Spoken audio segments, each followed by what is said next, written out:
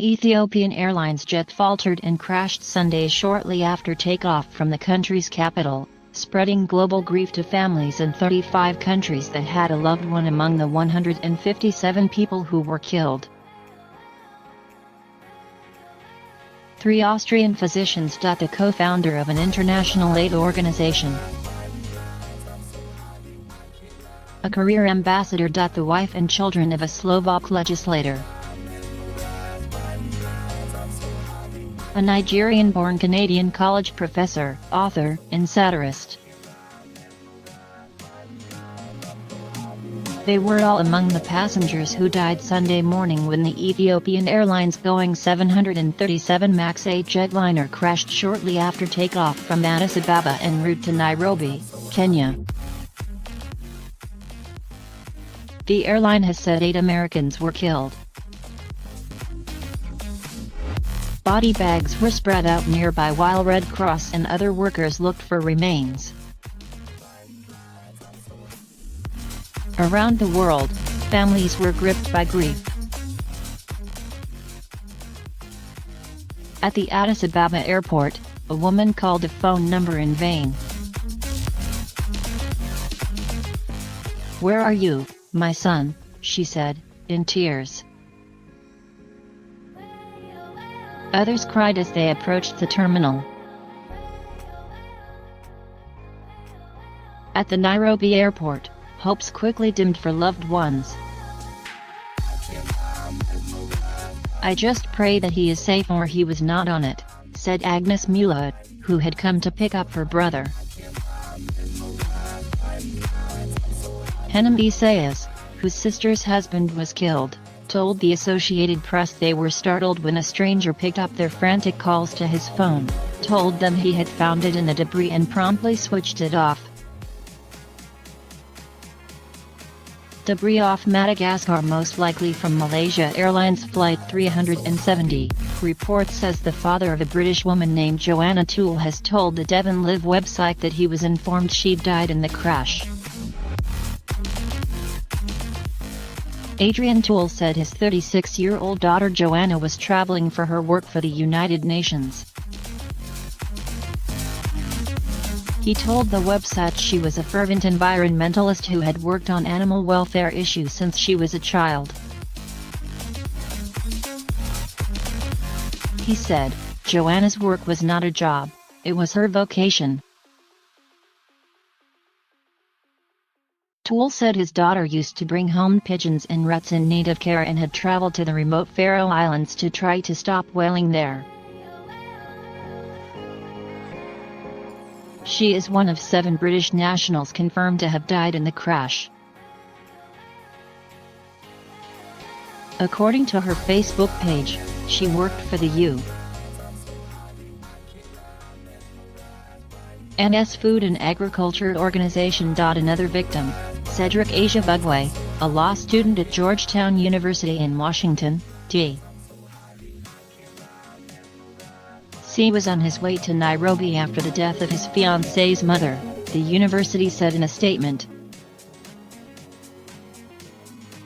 Ajibugwe, who was in his 3rd year at the law school, was born and raised in Mombasa, Kenya.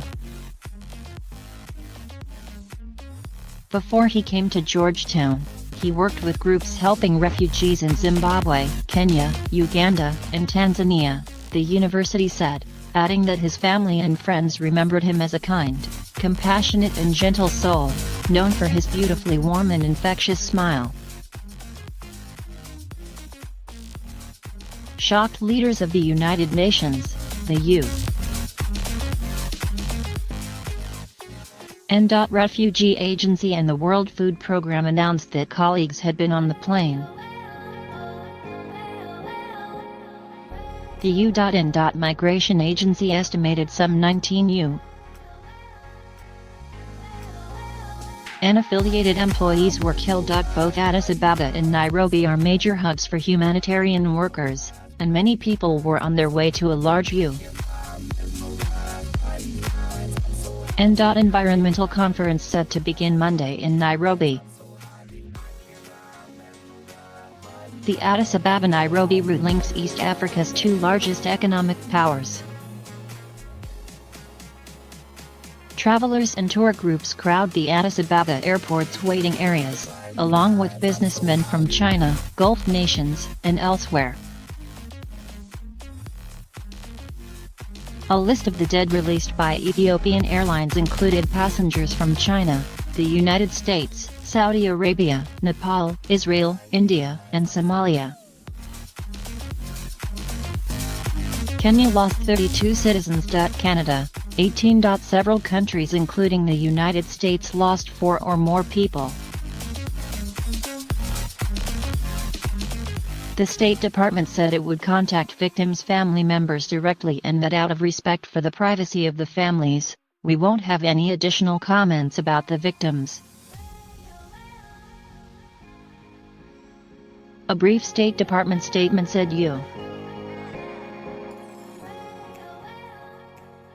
embassies in Addis Ababa and Nairobi were working with Ethiopia's government and Ethiopian Airlines to offer all possible assistance.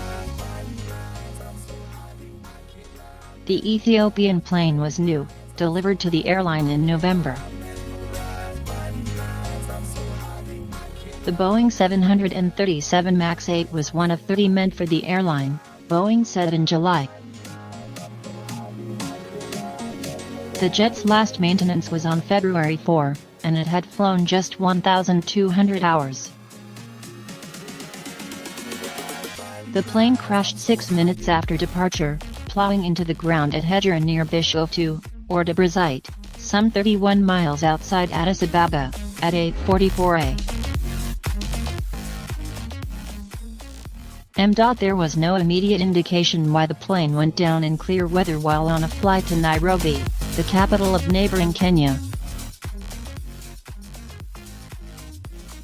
In the U.S., the Federal Aviation Administration said it would join the National Transportation Safety Board in assisting Ethiopian authorities with the crash investigation. Boeing planned to send a technical team to Ethiopia.